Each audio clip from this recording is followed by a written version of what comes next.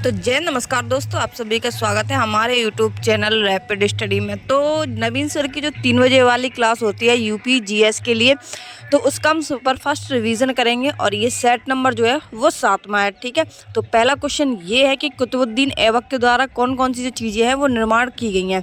तो पहला तो है कुब्बत उल इस्लाम मस्जिद। ठीक है, सेकंड नंबर पे है कुतुब मीनार की जो नींव है वो इनके ही द्वारा रखी गई थी, लेकिन फिर इसके बाद में इल्तुतमिश ने इसको कंप्लीट कराया और चौथी मंजिल का जो निर्माण है वो फिरोज शाह तुगलक के द्वारा जो है निर्माण उसका मतलब कंप्लीट कराया गया था। ठीक है, फिर आए दिन का जो झोपड़ा है वो भी इनके द्वारा ही बनवाया जाता है। सीरी का किला और हजार अम्बा जो महल है ये किसके द्वारा, हजार खम्मा महल जो है, ठीक है, जिसको 1000 प्लर के नाम से हम जानते हैं, हजार खम्मा महल, ये किसने बनवाया था? तो ये जो है वो अलाउद्दीन खिलजी के द्वारा बनवाया गया था। ठीक है, तबकात ए नासरी, ये हमने कल भी पुस्तक जो है वो आपको बताई थी, तो किसकी है? मिनहाज उस राज की जो पुस्तक है ये वो है। तारीख ए फिरोज शाही, यानी कि जियाउद्दीन बर्नी ने इसको लिखा है फिरोज शाही को। ठीक है, तारीख ए फिरोज शाही। तारीख ए हिंदी की बात कर लेते हैं तो अलवनूनी के द्वारा ये लिखी गई थी। तारीख ए यामिनी की बात कर लेते हैं तो उतबी के द्वारा ये लिखी गई थी। चंदायन के लेखक कौन है? तो मुल्ला दाऊद है। तबकात ए अकबरी की बात कर लेते हैं तो ये नियामुद्दीन है। कौन है? नियामुद्दीन है।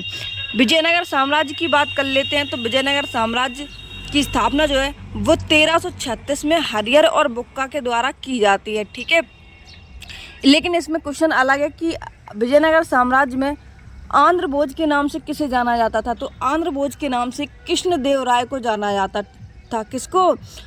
कृष्णदेव राय को। इन्हीं के दरबार में 8 कवि रहते थे जिनको हम अष्टदिग्गज के नाम से जानते हैं, और इनमें अष्टदिग्गज में एक थे तेनालीराम। कौन थे? तेनाली राम थे। ठीक है, कृष्णदेव राय की बात कर लेते हैं तो इनकी एक पुस्तक है आमुक्त माल्या। कौन सी? आमुक्त माल्यदा। ठीक है, इन्होंने एक मंदिर का निर्माण करवाया था, विट्ठलनाथ मंदिर का। ठीक है, और हजारा नाम मंदिर का भी निर्माण कृष्णदेव राय के द्वारा ही करवाया गया था। बहमनी साम्राज्य की बात कर लेते हैं तो बहमनी साम्राज्य के संस्थापक हैं हसन गंगू। इन्होंने 1347 में बहमनी साम्राज्य की जो है स्थापना की थी। फारसी में के कंपनियों में से किसे भारत का सादी कहा जाता है? तो भारत का जो सादी है वो अमीर हसन को कहा जाता है। अमीर खुसरो की बात कर लेते हैं जिन्हें हम तोताए हिंद के नाम से जानते हैं। शेख उल हिंद की बात कर लेते हैं तो इन्हें हम सलीम चिश्ती के नाम से जानते हैं, जिनकी जो दरगाह है वो अजमेर राजस्थान में बनी हुई है। चिराग ए दिल्ली की बात कर लेते हैं तो नासरुद्दीन को हम जानते हैं। महबूब ए इलाही की बात कर लेते हैं तो औलिया को जानते हैं। ठीक है, निजामुद्दीन औलिया का कल जो सेट हुआ था उसमें ये बोला गया था कि दिल्ली अभी दूर है, तो ये स्टेटमेंट किसके द्वारा दिया गया था? तो निजामुद्दीन औलिया के द्वारा ही दिया गया था। ठीक है, गज ए शंकरी के नाम से किसको जानते हैं? तो बाबा फरीद को जो है इसके नाम से जानते हैं। पानीपत का प्रथम युद्ध कब होता है? तो पानीपत का जो प्रथम युद्ध है वो 1526 में होता है, बाबर और इब्राहिम के बीच में। ठीक है, इसके अलावा बाबर के अन्य युद्ध कौन कौन से हैं? पानी पिया, खाना खाया, चल दिया, घर गया और मर गया। ठीक है, 26 चंदावर का युद्ध जो है वो 57 में मेदिनी राय और बाबर के बीच में होता है। इसके अलावा 1527 में पहले पानी पिया फिर खाना खाया था। तो खाना खाया था किसके साथ में?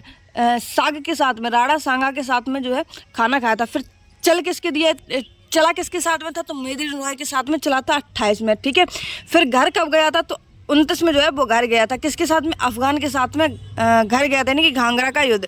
फिर 30 में क्या होता है? इसकी मृत्यु हो जाती है। ठीक है, तो जब पानीपत का प्रथम युद्ध हुआ था इसमें जीता कौन था? तो बाबर की विजय होती है, और यहीं से जो है मुगल साम्राज्य की जो है स्थापना होती है 1526 में। ठीक है, 1526 से लेकर 1857 तक जो है वो मुगल साम्राज्य चलता है, जिसने लगभग 316 वर्षों तक जो है वो राज्य किया था भारत पर। ठीक है, इन सभी ये जो खानवा के युद्ध, चंदेरी के युद्ध और घाघरा के युद्ध, ये लिखे किस में है? तो ये बाबरनामा में लिखे हैं। ठीक है, और किस में लिखे हैं? तो तुझके बाबरी में लिखे हैं। ठीक है, बाबरनामा एक पर्सन है, उन्होंने लिखे हैं। किस में लिखे हैं? तो तुझके बाबरी में लिखे हैं। और कौन सी भाषा में लिखे हैं? तो चगताई तुर्क भाषा में लिखे हैं। 1556 की बात कर लेते हैं। पानीपत का द्वितीय युद्ध होता है किसके बीच में? अकबर और हेमू के बीच में। किसके बीच में? अकबर और हेमू के बीच में जो दूसरा युद्ध है वो होता है पानीपत का। और पानीपत का तीसरा युद्ध कब होता है? तो 1761 में होता है। मराठा और अहमद शाह अब्दाली के बीच में जो है तीसरा युद्ध पानीपत का होता है। ठीक है। गिजाली किसके काल के विख्यात रचनाकार थे? तो गिजाली जो है ये फैजी से पहले आते हैं। किससे? फैजी से पहले आते हैं। और अकबर इनके बाद में जो है वो अकबर का शासनकाल जो है वो आ जाता है। ठीक है। मुगल वंश की बात कर लेते हैं। तो मुगल वंश के संस्थापक कौन थे? तो बाबर थे। अभी बताया जब 1526 में युद्ध होता है बाबर का, तो बाबर वहाँ पे जीत जाता है। ठीक है। फिर ये जो है अपने मुगल वंश की जो है वो नींव रखते हैं 1526 से। अभी ऊपर बता क्या है। तो बाबर का जो शासनकाल मतलब शासनकाल था वो कब से कब तक था? तो 1526 से लेकर 1530 जो है वो इनका शासनकाल रहता है बाबर का। फिर इनके बाद में इनका जो उत्तराधिकारी है वो बनता है हुमायूं का 1530 से लेकर 1540 तक। फिर बीच में कौन आ जाता है? शेरशाह सूरी आ जाता है। ठीक है। 1540 से लेकर 1555 तक। फिर 1555 से फिर 56 वापस हुमायूं आता है। ठीक है। और अकबर की बात कर लेते हैं तो 1556 से लेकर 1605 तक जो है वो अकबर का शासनकाल रहता है। फिर अकबर का जो उत्तराधिकारी था जहांगीर, इसका शासनकाल 1605 से 1627 चलता है। फिर शाहजहां आता है। इनके जहांगीर का उत्तराधिकारी 1627 से 1658 तक। उसके बाद में औरंगजेब फिर इनके जो उत्तराधिकारी बनता है वो 1658 से 1707 तक। ठीक है। चौसा के युद्ध की बात कर लेते हैं तो 1539 में जो हुआ था वो चौसा का युद्ध हुआ था। 1540 में बिलग्राम या फिर कन्नौज के युद्ध के नाम से हम जानते हैं। और ये दोनों युद्ध जो है वो हुमायूं और शेरशाह सूरी के बीच में होते हैं। यहाँ पे हमने बताया ना कि हुमायूं यहाँ पे ये बीच में गायब हो गया, देखो। ठीक है। तो यहाँ पे कौन आ जाता है? फिर 1540 से लेकर 1555 तक जो है वो शेरशाह सूरी जो है वो राज करता है। ठीक है। 1540 में जो बिलग्राम और कन्नौज का युद्ध होता है इसमें हुमायूं हार जाता है। ठीक है। फिर ये नदी में मतलब कूद के फिर वापस ये आता है अपने साम्राज्य में। फिर अपने इस मुगल वंश में फिर वापस इसकी जो है पुनर्स्थापित करता है मुगल वंश को। मतलब फिर पुनः इसी का शासनकाल चलता है इन्हीं का। ठीक है। इसके बाद में हम बात कर लेते हैं उप प्रधानमंत्री पद का जो सृजन है वो कौन करता है? तो संविधान के प्रावधानों से हटकर है उप प्रधानमंत्री का जो सृजन है वो। ठीक है। संविधान में लिखित नहीं है कि उप प्रधानमंत्री का कोई पद होना चाहिए। लोक लेखा समिति के बारे में बात कर लेते हैं कि इसमें सदस्य कितने होते हैं। तो 22 सदस्य होते हैं लोक लेखा समिति में, जिसमें से लोकसभा के 15 और राज्यसभा के 7 लोग होते हैं। ठीक है। अध्यक्ष कौन होता है लोक लेखा समिति का? तो विपक्ष का नेता होता है। और प्रेजेंट टाइम में जो विपक्ष के नेता कौन बने हुए हैं? तो राहुल गांधी जो है वो विपक्ष के नेता बने हुए हैं। और लोक लेखा समिति की स्थापना कब होती है? तो 1921 में इसकी स्थापना होती है। और किसके आधार पर होता है ये? तो मॉन्टेग्यू चेम्सफोर्ड अधिनियम जो आता है 1919 में। देखो मार्लिमेंटो और मॉन्टेग्यू चेम्सफोर्ड में आप थोड़ा सा अंतर मतलब कभी कभी कंफ्यूज होते हैं। देखो मार्ले में वर्ड कम है तो 1909 रख दो। और मार्लिमेंटो अधिनियम मॉन्टेग्यू में थोड़े वर्ड ज़्यादा है तो इसको 19 रख दो। ठीक है। तो मार्लिमेंटो अधिनियम जो है वो 1909 का है और मॉन्टेग्यू चेम्सफोर्ड अधिनियम जो है वो 1919 का है। ठीक है। और इसी के द्वारा लोक लेखा समिति की जो है वो स्थापना होती है, इसी को आधार मानकर। प्राक्कलन समिति की बात कर लेते हैं। तो प्राक्कलन जो समिति है इसकी स्थापना 1950 में होती है। किसकी सिफारिश पर होती थी? जॉन मथाई की सिफारिश पर प्राक्कलन समिति की स्थापना होती है। और इसमें कुल कितने सदस्य होते हैं प्राक्कलन समिति में? तो 30 सदस्य होते हैं जो कि लोकसभा के होते हैं। ठीक है। किसके होते हैं? लोकसभा के 30 सदस्य होते हैं। सरकारी उपक्रम समिति की बात कर लेते हैं। तो सरकारी उपक्रम समिति में जो सदस्य हैं वो 15 जो है वो लोकसभा के होते हैं और 7 जो है वो राज्यसभा के होते हैं। लगभग टोटल जो है वो 22 सदस्य होते हैं। ठीक है। याचिका समिति की बात कर लेते हैं। तो इसमें 15 जो है वो लोकसभा के सदस्य होते हैं और 10 जो है वो राज्यसभा के सदस्य होते हैं। सबसे बड़ी संसदीय समिति कौन सी है? तो सबसे बड़ी जो संसदीय समिति है वो है प्राक्कलन समिति। ठीक है। संपत्ति के आधार पर किसको खत्म किया गया? तो 44वां कॉन्स्टिट्यूशन अमेंडमेंट एक्ट 1978 जो है इसके आधार पर जो संपत्ति का अधिकार है इसको समाप्त करके कानूनी अधिकार के रूप में इसको परिवर्तन कर दिया गया। और फिर किस आर्टिकल में इसको रखा गया कानूनी अधिकार के में? तो 300 के भाग नंबर ए में इसको रखा गया। किस संविधान संशोधन द्वारा दिल्ली का राष्ट्रीय राजधानी क्षेत्र बनाया गया है? तो 69 कॉन्स्टिट्यूशन अमेंडमेंट एक्ट जो हुआ था उसके अकॉर्डिंग जो है वो दिल्ली का राष्ट्रीय राजधानी क्षेत्र माना जाता है। दिल्ली में लोकसभा सीटों की बात कर लेते हैं तो 7 लोकसभा सीटें हैं, 3 राज्यसभा सीटें हैं और 70 विधानसभा सीटें हैं। कितनी? 7 लोकसभा, 3 राज्यसभा और 70 विधानसभा सीटें हैं। 73वें कॉन्स्टिट्यूशन अमेंडमेंट एक्ट के द्वारा क्या होता है? पंचायती राज का गठन होता है। और 74वें कॉन्स्टिट्यूशन अमेंडमेंट एक्ट के द्वारा क्या होता है? नगर पालिका का गठन होता है। ठीक है। भारत के किस संविधान संशोधन के द्वारा 21 से जो आयु है अपनी वोट डालने की वो 18 कर दी गई? ठीक है।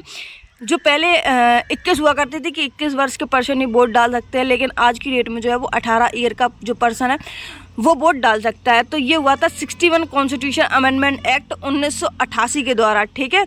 और लागू इसको कब कर दिया गया था? तो 1888 में, तो सॉरी 1988 में तो इसको लाया ही था और फिर जस्ट 1 साल बाद यानी 1989 में इसको लागू कर दिया गया। ठीक है। सूर्य की परिक्रमा में कौन सा ग्रह सर्वाधिक समय लेता है? तो सर्वाधिक ग्रह जो है, देखो पहले तो हम ग्रह का एक शॉर्ट ट्रिक बूसु, प्रम, ब्रस और अब। बूसु, प्रम, ब्रस, अब। बूसु, प्रम, मु, ब्रस, आ, बो। ये ट्रिक अपने कहीं भी लिख लेंगे और इससे एक क्वेश्चन जो है वो अपने यूपी पुलिस में बनता है, किसी न किसी शिफ्ट में बन सकता है। ठीक है। बनता है नहीं, ठीक है, ना ही कंफर्म कह रहे हैं कि बनेगा ही।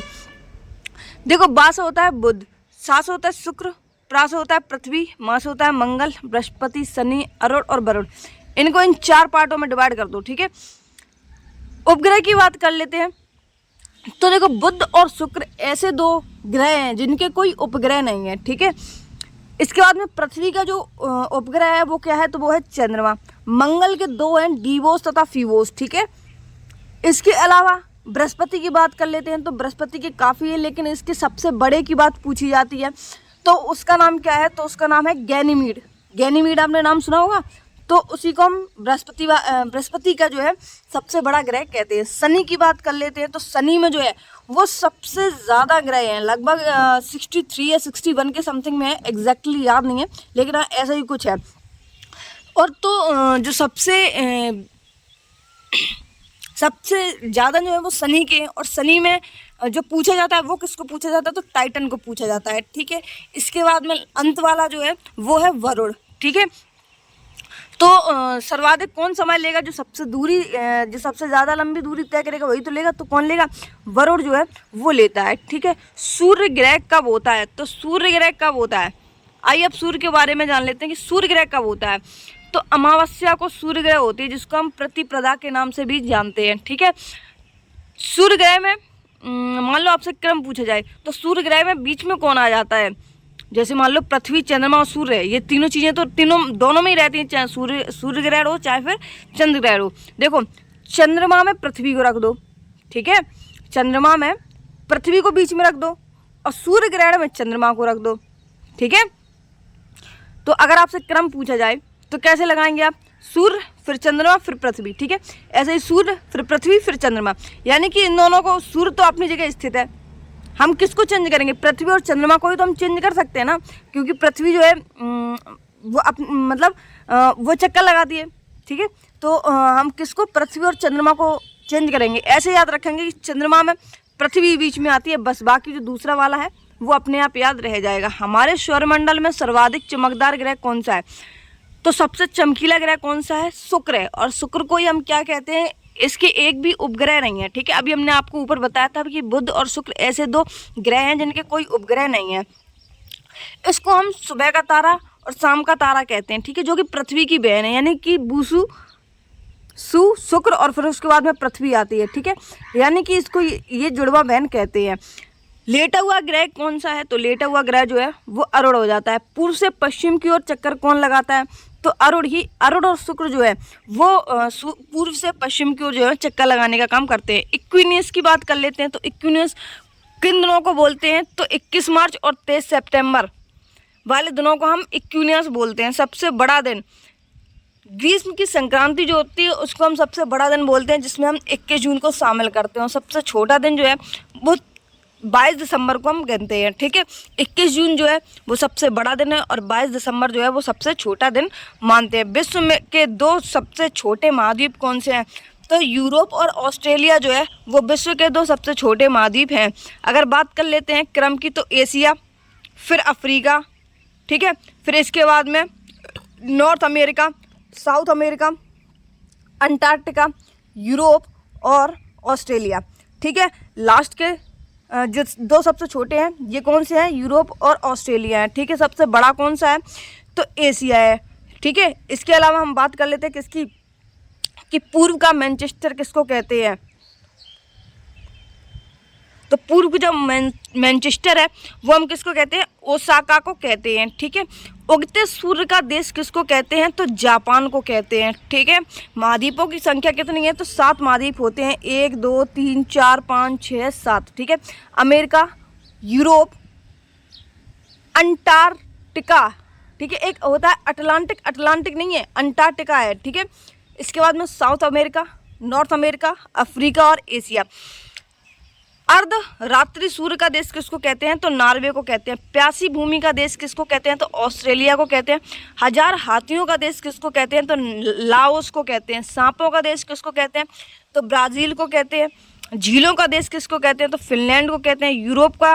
यूरोप के खेल का मैदान किसको कहते हैं? तो स्विट्जरलैंड को कहते हैं, ठीक है। आप बताएंगे कंगारुओं का देश किसको कहते हैं, ठीक है।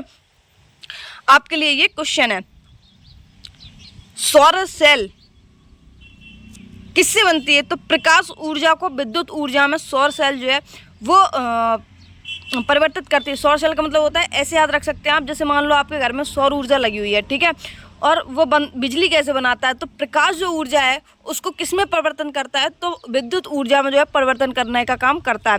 पवन चक्की, आपने बड़े बड़े जब आप MP साइड जाएंगे ना, महाकालेश्वर अगर कभी आप गए हो तो आपने रास्ते में आपको पवन चक्की मिली होंगी, बहुत बड़े बड़े जो वाइट कलर के पंखे चलते हुए आपने देखे होंगे, उन्हें ही बोलते हैं पवन चक्की, ठीक है। तो वो क्या करते हैं? गतिज ऊर्जा को, मतलब जो हवा होती है उनको वो विद्युत में परिवर्तन करने का काम करते हैं, ठीक है। गतिज ऊर्जा किसमें?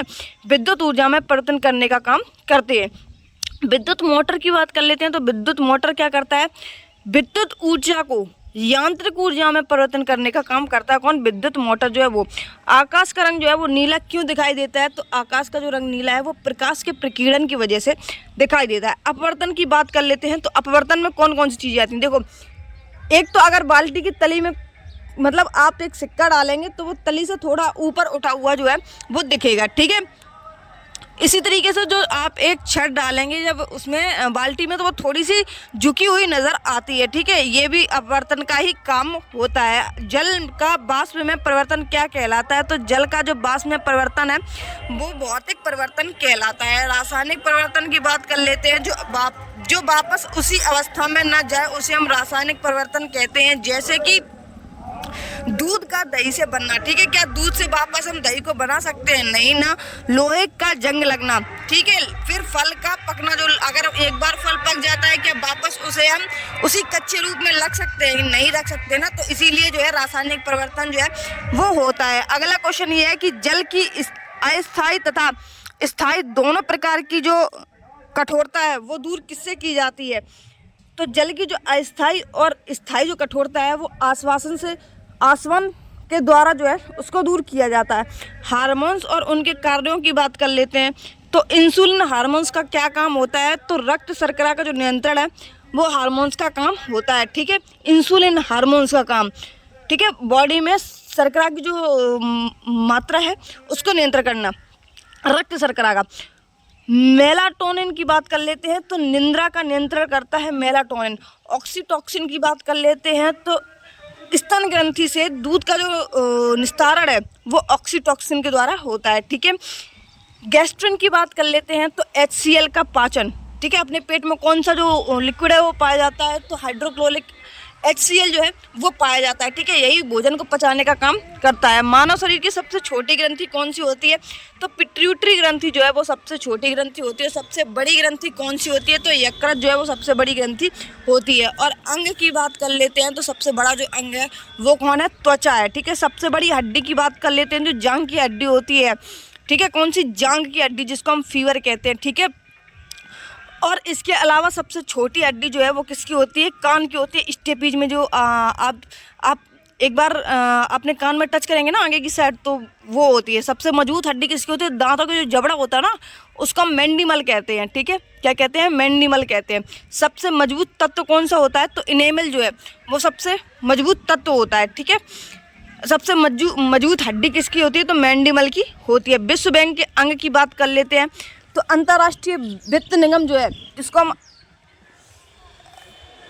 IFC बोलते हैं, ठीक है। अंतर्राष्ट्रीय विकास संगठन MIGA, IC, SID, IBRD, ठीक है। ये जो है ये सभी क्या है? विश्व बैंक के अंग हैं। International bank for recognisation development की किसका है? IBRD का फुल फॉर्म है, ठीक है। ये वाला जो है वो ICICI बैंक की स्थापना की बात कर लेते हैं। तो ये कब होता है? ये 1955 में होता है ICICI बैंक की स्थापना। IDBI की कब होती है? सॉरी, ये निगम है, ICICI बैंक नहीं है, ये निगम है, ठीक है। IDBI की कब होती है? तो 1964 में होती है। IFCI की कब होती है? तो 1948 में होती है। और सिडबी की कब होती है? ये 1990 में होती है, ठीक है। प्लांट इकोनॉमी फॉर इंडिया के लेखक कौन है? तो प्लांट इकोनॉमी फॉर इंडिया के जो लेखक हैं वो हैं M विश्वेश्वरैया। कौन है? M विश्वेश्वरैया जो है इसके लेखक हैं। पॉवर्टी एंड अनविट्स रूल किसने लिखी है? तो दादा भाई नौरोजी ने ये पुस्तक लिखी है। द फ्यूचर ऑफ इंडिया की बात कर लेते हैं। तो बिमल जालान जो है द फ्यूचर ऑफ इंडिया के लेखक है। उर्जित पटेल की कौन सी पुस्तक है? तो ओवरड्राफ्ट है। कौन सी? ओवरड्राफ्ट है। I do what I do और third pillar. I do what I do और थर्ड पिलर ये किसकी है? ये रघुराम राजन की। ये सभी ये जो उर्जित पटेल और रघुराम राजन जो है वो CGI के पद पर रह चुके हैं, ठीक है। CGI का मतलब है कि बैंक में आप देखना जो कुछ नोटों पर जो है वो अगर जैसे आप देखेंगे ना 100 के पुराने नोट है, देखो 500 और 1000 के तो बंद ही हो चुके हैं, तो 100 के जो पुराने नोट हैं उन पर देखना वो कुछ उर्जित पटेल के होंगे, ठीक है, कुछ रघुराम राजन के होंगे, बहुत से लोगों के नाम जो है वो उसमें मिलते हैं, ठीक है।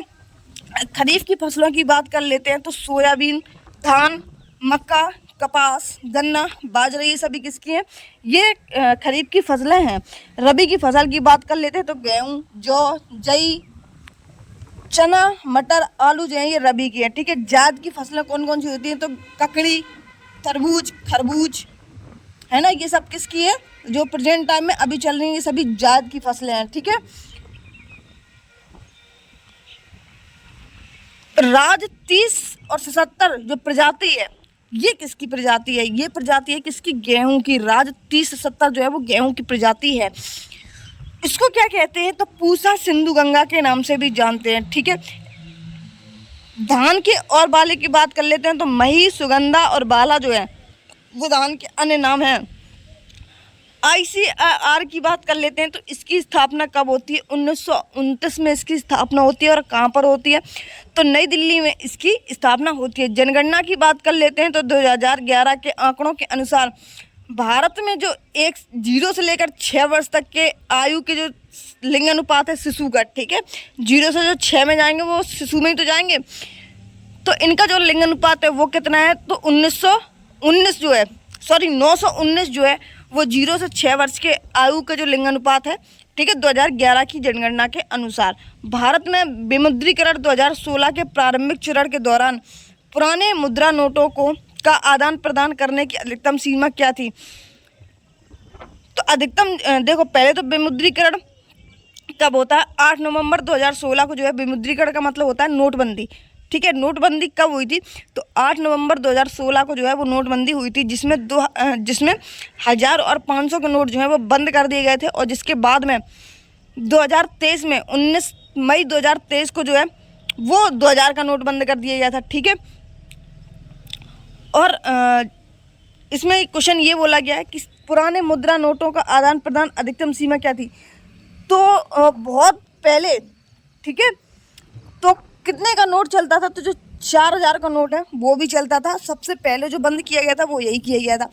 उसके बाद में 8 नवंबर 2016 को क्या किया गया?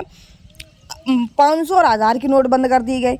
फिर 19 मई 2023 को क्या किया गया? 2000 के नोट जो हैं वो बंद कर दिए गए।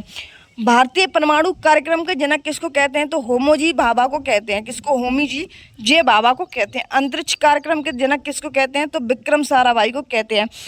परमाणु ऊर्जा आयोग की बात कर लेते हैं। तो इसकी स्थापना जो है वो 10 अगस्त 1948 को होती है और इसमें जो कार्यभार होगा वो किसकी पूछ से होगा, तो पीएम के अधीन जो है वो ये काम करते हैं, ठीक है। कौन सी परमाणु ऊर्जा जो है वो। फ्लाइंग सिख के नाम से किसको जानते हैं, तो फ्लाइंग सिख के नाम से जो है मिल्खा सिंह को हम जानते हैं, ठीक है। इसके अलावा प्लेइंग इट माई वे, ये किसकी पुस्तक है, तो ये सचिन तेंदुलकर की है। A century is not enough, ये किसकी पुस्तक है, तो ये सौरभ गांगुली की है। The test of my life, ये किसकी पुस्तक है, तो युवराज सिंह की ये पुस्तक है। बिलीव किसकी है, तो सुरेश रैना की है। माइंड मास्टर किसकी है, विश्वनाथ आनंद की है। अनब्रेकेबल किसकी है, तो ये है मैरी कॉम की, ठीक है। अम्बुबाची मेला कहाँ पर लगता है, तो ये कामाख्या देवी मंदिर पर लगता है, जो कि असम में लगता है। कुंभ मेला की बात कर लेते हैं, तो ये नासिक, हरिद्वार, उज्जैन और प्रयागराज में ये कुंभ मेला जो है वो लगता है, ठीक है। बटेश्वर मेला कहाँ लगता है, तो ये आगरा में लगता है। गढ़मुक्तेश्वर मेला हापुड़ में लगता है। नौचंदी मेला जो है वो मेरठ में लगता है। देवा शरीफ मेला जो है वो बाराबंकी में लगता है। ढाई घाट मेला शाहजहांपुर में लगता है। मकर संक्रांति कहाँ पर मेला लगता है, तो फर्रुखाबाद में ये लगता है। कालिंजर मेला की बात कर लेते हैं, तो ये बांदा में लगता है। कौन सा सोशल मीडिया प्लेटफॉर्म पेशेवर नेटवर्किंग और नौकरी तलाशने के लिए है, तो लिंक्डइन जो है, जिसमें हम अपनी नौकरी जो है वो तलाश सकते हैं, ठीक है। लिंक्डइन ज़्यादातर अगर आपका ओप्पो फ़ोन है ना, तो उसमें ऑटोमेटिकली वो पहले से डल के आता है। यूपीएसएसएफ की बात कर लेते हैं, Uttar Pradesh special security force की, ठीक है। इसका गठन कब होता है, तो 2020 में इसका गठन किया जाता है। और उत्तर प्रदेश पुलिस की स्थापना कब होती है, तो 1863 में इसकी स्थापना होती है। और एक्ट कौन सा है, तो 1861 का एक्ट है, ठीक है। कौन सा एक्ट है, 1861 का एक्ट है। और 1863 में इसकी स्थापना होती है यूपी पुलिस की। टका की बात कर लेते हैं, तो टका कहाँ की मुद्रा है, ये बांग्लादेश की है। कहाँ की है, बांग्लादेश की है।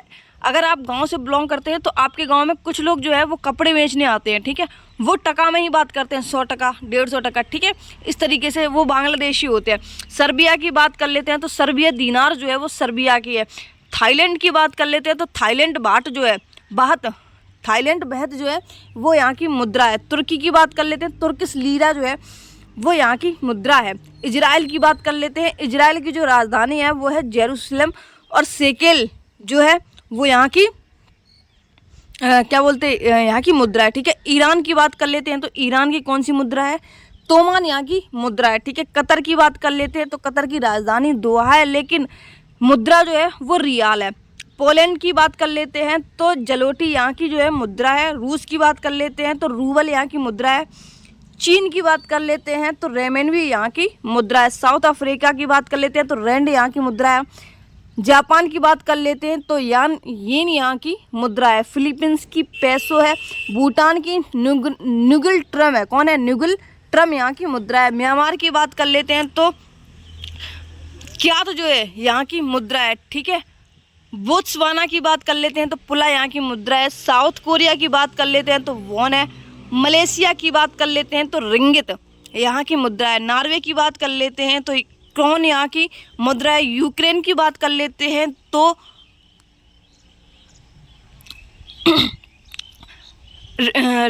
रेसिया जो है वो यहाँ की मुद्रा है। वेनेजुएला की बात कर लेते हैं, तो बोनिवस जो है वो यहाँ की मुद्रा है। वियतनाम की बात कर लेते हैं, तो डोंग यहाँ की मुद्रा है, ठीक है। यूनेस्को धरोहर की बात कर लेते हैं, तो उत्तर प्रदेश में जो यूनेस्को धरोहर है वो कितनी है, वैसे तो यूनेस्को धरोहर की संख्या अब तक 43 हो चुकी है, ठीक है। और 43वें नंबर की जो है वो कौन सी है, तो मोदी अस है। कौन सी है, मोदी अस है, जो कि असम की है। कहाँ की है, असम की है। अमूर्त सांस्कृतिक विरासत की बात कर लेते हैं, तो 15 स्थल हैं। कौन है, देखो, अमूर्त सांस्कृतिक विरासत अलग है और यूनेस्को धरोहर अलग है। यूनेस्को में 43 है, जिसमें 43वीं कहाँ की है, असम की है और मोदी अस है, ठीक है। और यूपी के धरोहर की बात कर लेते हैं, तो 1983 में 3 को जोड़ा गया था। एक तो आगरा का किला, ताजमहल और फतेहपुर सीकरी। 1983 में इन तीनों को यूनेस्को की साइट में जोड़ लिया गया था। अमूर्त सांस्कृतिक धरोहर कितनी है, तो ये 15 है। और 15वें नंबर की कौन सी है, तो गरबा गुजरात की है, ठीक है। आपके लिए क्वेश्चन है कि जिस तरीके से छोड़ो, डांडिया जो है, डांडिया नृत्य बनाया जाता है इसी तरीके से उत्तर प्रदेश में एक बनाया जाता है, ठीक है। तो आप बताएंगे उसको किस नाम से जानते हैं। सेम टू सेम उसी तरीके से बनाया जाता है जैसे डांडिया बनाया जाता है, और ऐसे ही इसी प्रकार का जो है वो नाम है, ठीक है। अगर आपको याद आता है तो कमेंट बॉक्स में ज़रूर बता देना। मिलते हैं अपने नेक्स्ट वीडियो में, तब तक के लिए जय हिंद, बाय बाय। अगर आपको हमारा टेलीग्राम चैनल लिंक के द्वारा नहीं मिलता है तो @ लगाना है, रैपिड स्टडी विदाउट स्पेस के 1 लगा देना है लास्ट में, ठीक है। आप जैसे ही सर्च करेंगे आपको हमारा जो आइकन है वो दिख जाएगा, ठीक है। लास्ट में 1 ज़रूर लगाना है। मिलते हैं अपने नेक्स्ट वीडियो में, तब तक के लिए जय हिंद, बाय बाय।